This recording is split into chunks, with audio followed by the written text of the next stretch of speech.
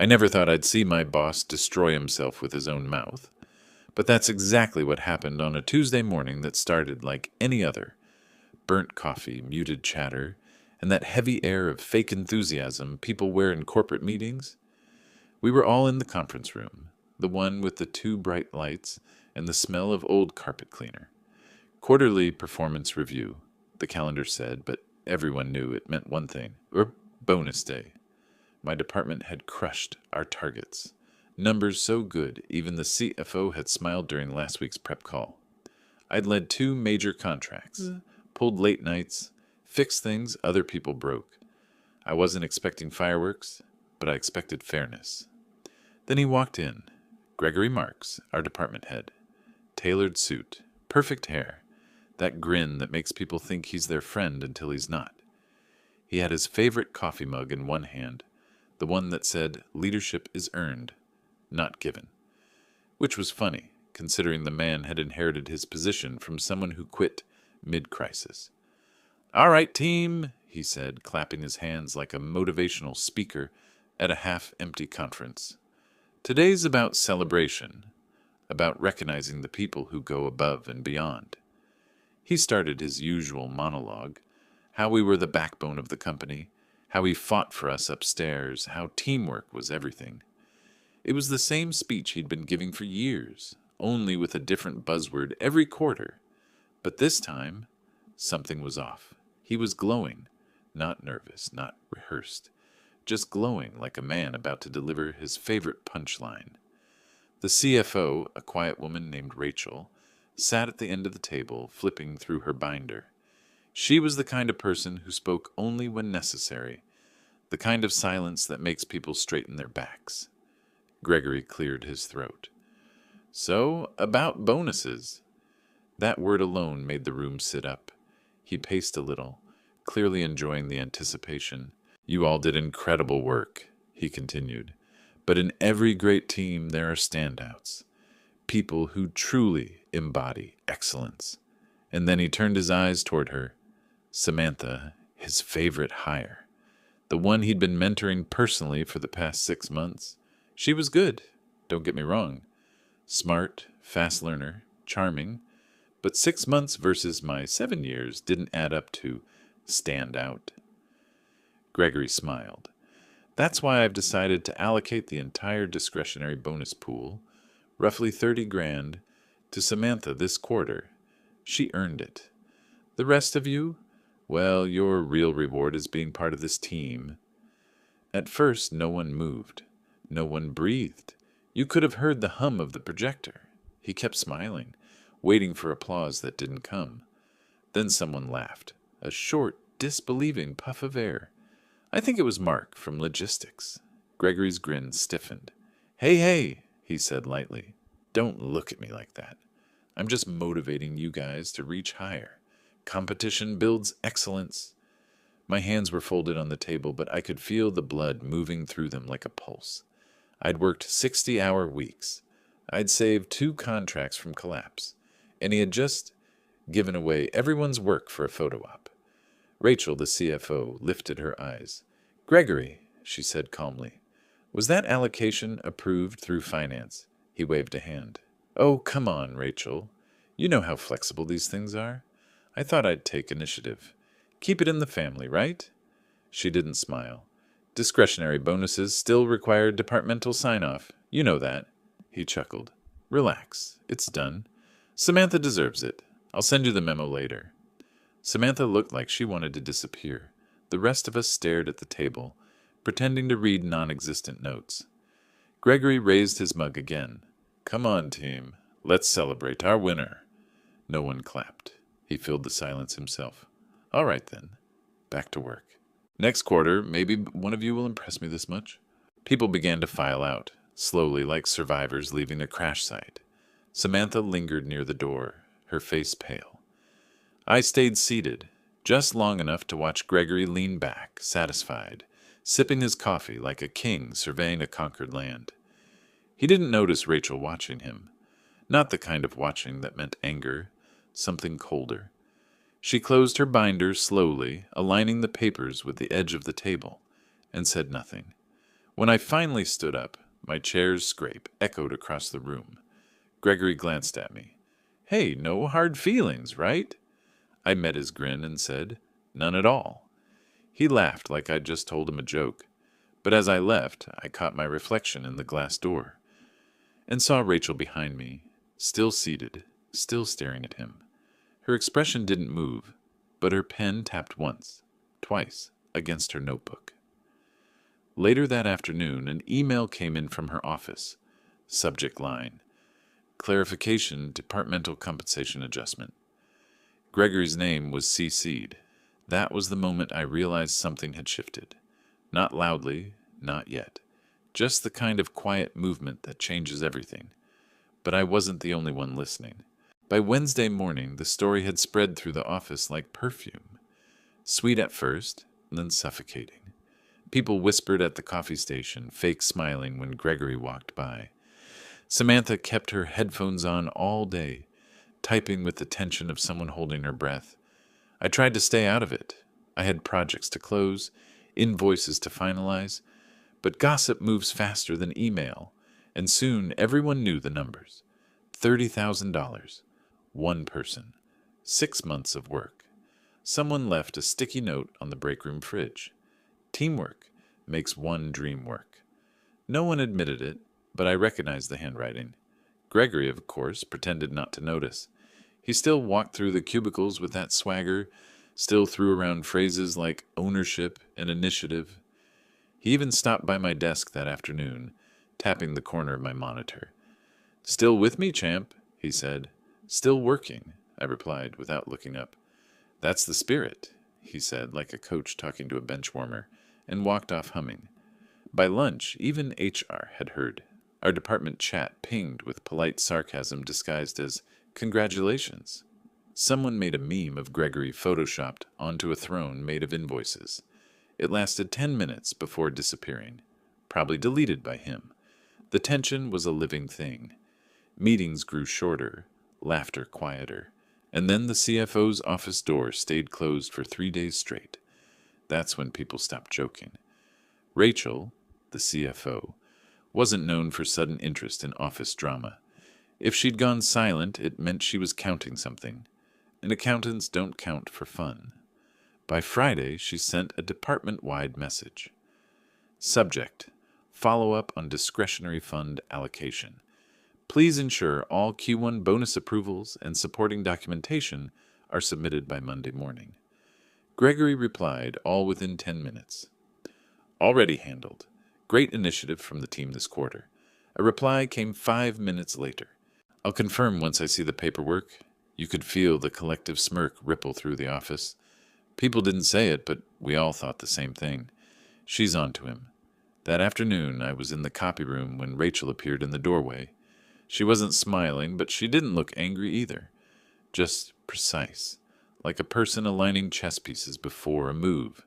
"Got a minute?" she asked. I followed her to her office. Quiet, clean, everything labeled. She gestured for me to sit, and then closed the door. "I'm not here to make this uncomfortable," she began. "I just need to confirm a few details. You're the lead on Projects Delta and Apex, correct?" "Yes." "And both exceeded target revenue?"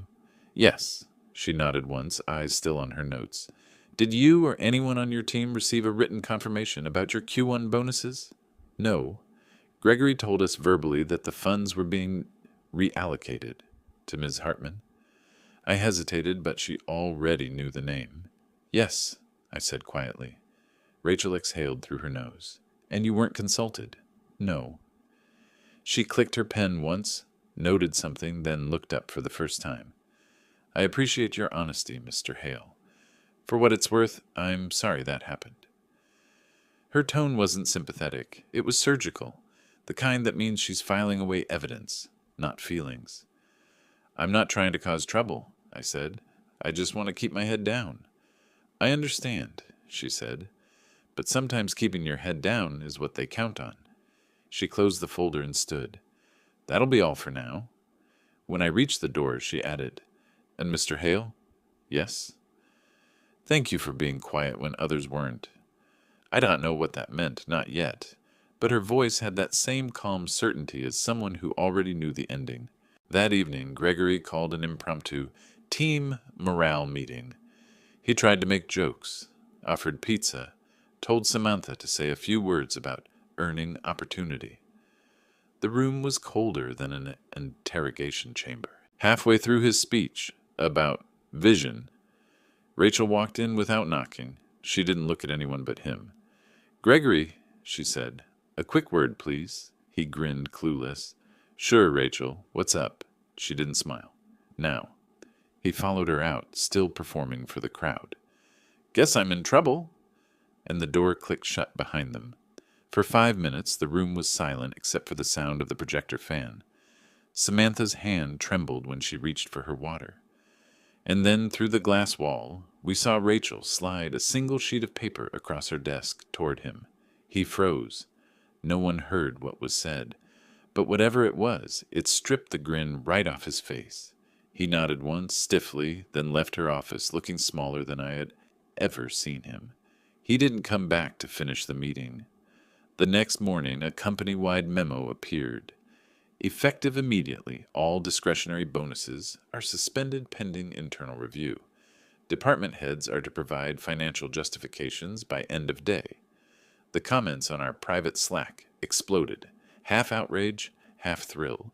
But the part that made my chest tighten wasn't the suspension. It was the line at the bottom of Rachel's email, the one most people skimmed past.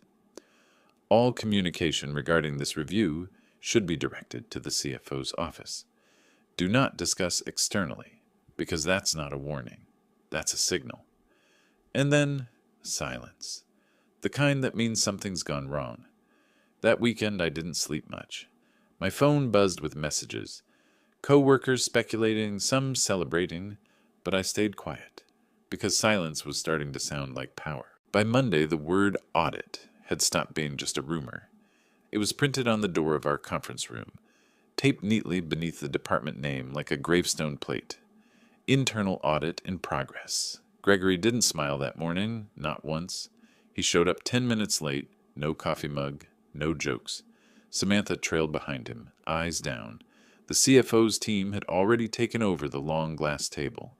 3 people with laptops, spreadsheets, and that quiet kind of authority that doesn't need to announce itself. Rachel was there too, calm, collected, a folder under her arm labeled Department Budget Adjustments Q1. We were told to continue work as usual, but no one did. Every sound in the office felt amplified. The clicking of keyboards, the hum of the printer, even the air conditioner. It was the silence before thunder. At noon, I passed the conference room and caught a glimpse of Gregory gesturing wildly through the glass. Rachel sat across from him, completely still. When he leaned forward, she leaned back, arms crossed. That's when I realized something. She wasn't arguing. She was documenting. By the second day, whispers turned to stares. The auditors had started pulling transaction logs, email threads, and timesheets.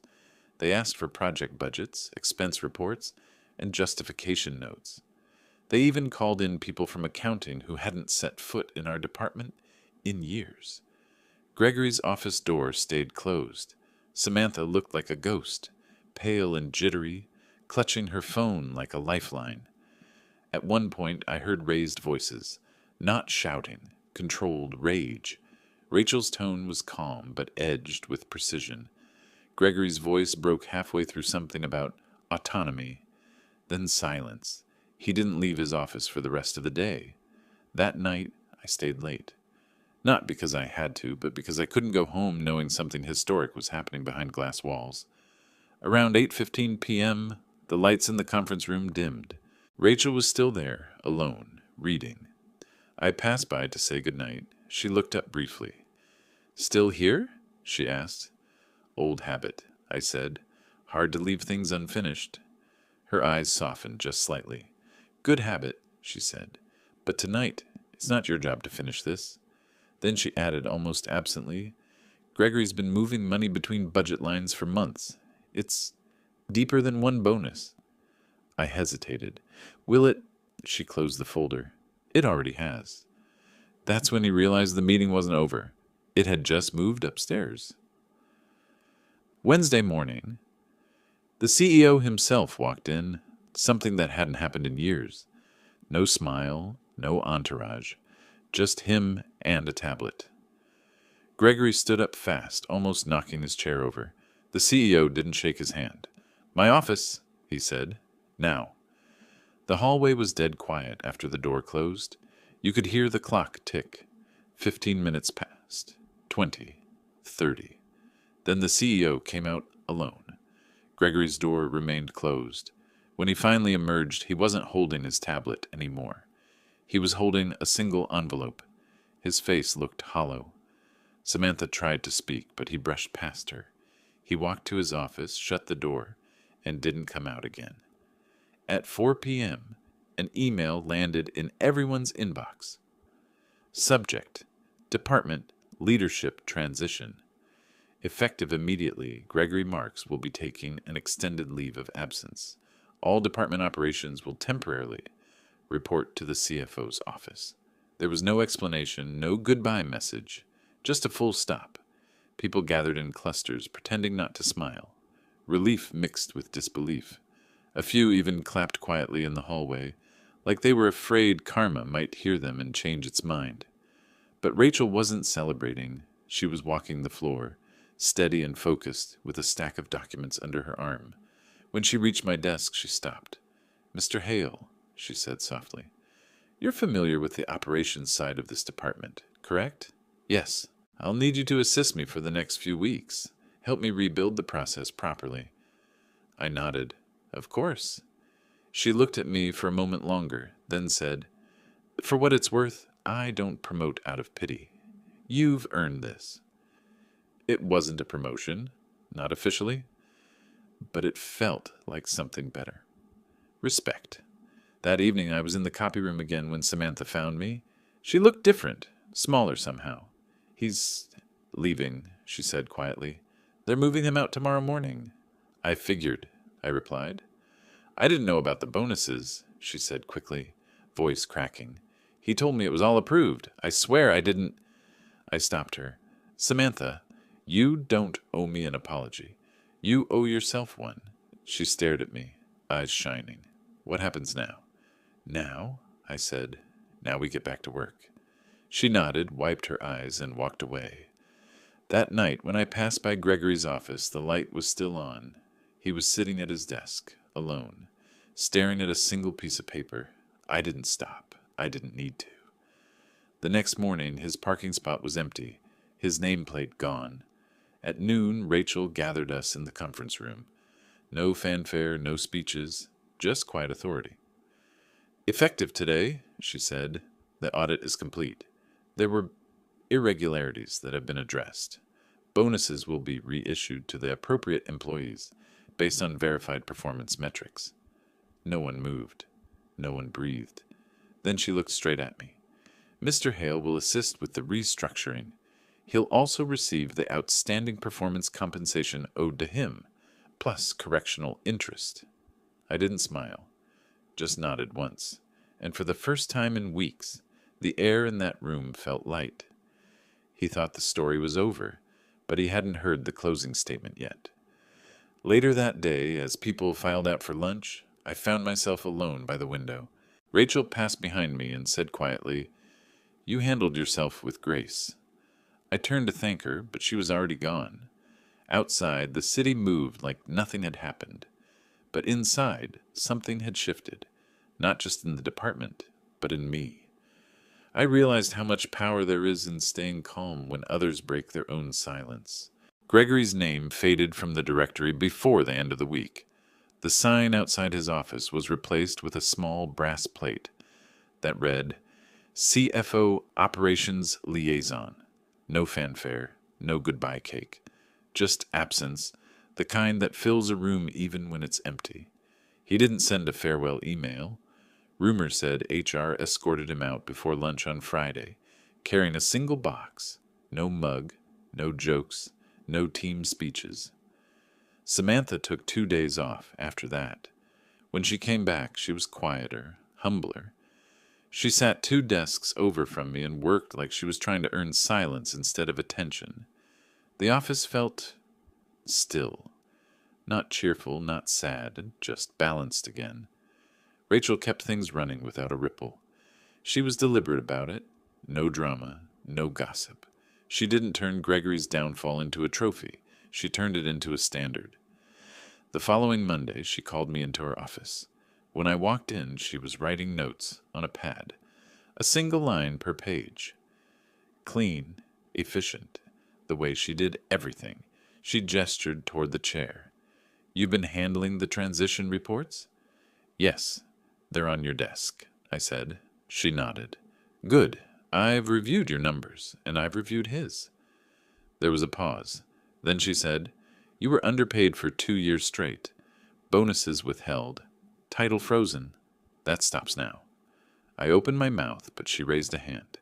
"You're being moved into senior operations manager, effective immediately. Salary adjusted retroactively. Your first deposit hits Friday." I blinked. "Ma'am, She looked up, and for the first time since I'd met her, Rachel almost smiled. "You don't need to thank me, Mr. Hale. You did your part. You worked. You stayed professional. You didn't throw fuel on the fire. You just let it burn out." Her tone softened slightly. "That's rare." I nodded. "Just trying to do my job?" She capped her pen. "Keep doing that. It's exactly why you'll keep moving up." When I left her office, I didn't feel triumphant. Just lighter. That afternoon, I stayed late to finish payroll adjustments for the rest of the team. Everyone else had gone home except Samantha. She hovered near the copier, nervous, like she wanted to say something. Finally, she walked over. "I wanted to thank you," she said quietly, "for not humiliating me, for not making it worse." I leaned back in my chair. "You didn't owe me anything, Sam. You were caught in the middle of something you didn't start." She hesitated. "Still, you could have told Rachel everything about me." "I told her everything about him," I said. "That was enough." She smiled barely. "He texted me yesterday. Said he might start fresh somewhere else." "Then that's exactly what he should do," I replied. She nodded, then turned to leave. Before she did, she said, "You were right that day. Silence says a lot." When she left, the office felt different. Not empty, just clean, like the air after a storm. The following Friday, my pay hit. The adjusted balance was more than I'd seen in a single deposit in years. But I didn't celebrate. I didn't buy anything. I went home, made coffee, sat at my kitchen table, and just breathed. The peace felt foreign at first, like a sound you forgot you missed. Over the weekend, I drove out to the coast. No calls, no meetings, just the sound of water and wind. I walked until my phone died, sat on a rock, and watched the tide erase footprints, one by one. That's when I realized I wasn't angry anymore, not at Gregory, not at the company, not even at myself for staying quiet all those months. Because silence hadn't been weakness. It had been patience, the kind that lets truth find its own way to the surface. When I got back Monday, there was an envelope on my desk. No name, no logo. Just "thank you," written in neat, deliberate handwriting. Inside was a note from Rachel. For professionalism under pressure. For integrity, without applause. And at the bottom, a single line. "Leadership is quieter than people think." I laughed, not loudly, just enough. I folded the note and slid it into my drawer. Didn't frame it. Didn't tell anyone. Over the next few months, things settled. The department rebuilt stronger, smaller, cleaner. Rachel promoted 2 more people from within. Samantha stayed, worked hard, and eventually earned her own recognition. The right way. Sometimes during meetings, I'd catch her glancing at me, like she was still remembering how everything unfolded. I'd nod once, and she'd nod back. That was enough. Gregory's name came up once in a while. Always past tense, always distant. I heard he tried consulting, then teaching. None of it stuck. Maybe it wasn't supposed to. But me? I slept well, woke up early, showed up, built something I could respect again. No applause, no spotlight, just balance. A few months later, Rachel called me into a leadership offsite meeting. At the end, she said quietly, "We're considering you for director next quarter." I just smile. "I'll be ready when the time comes." She nodded. "That's why you're on the list." When I got home that evening, I made dinner, turned on no music, and sat by the window with a glass of water. The sun dipped low behind the buildings, the light turning everything gold for a few brief minutes. For the first time in a long time, I felt exactly where I was supposed to be. Not chasing, not defending, not proving, just living. And when I thought of Gregory, I didn't feel anger or triumph, just a strange, quiet gratitude. He'd taught me something no training, no mentor, no manual ever could. He taught me what silence really means. He taught me that silence can be louder than applause,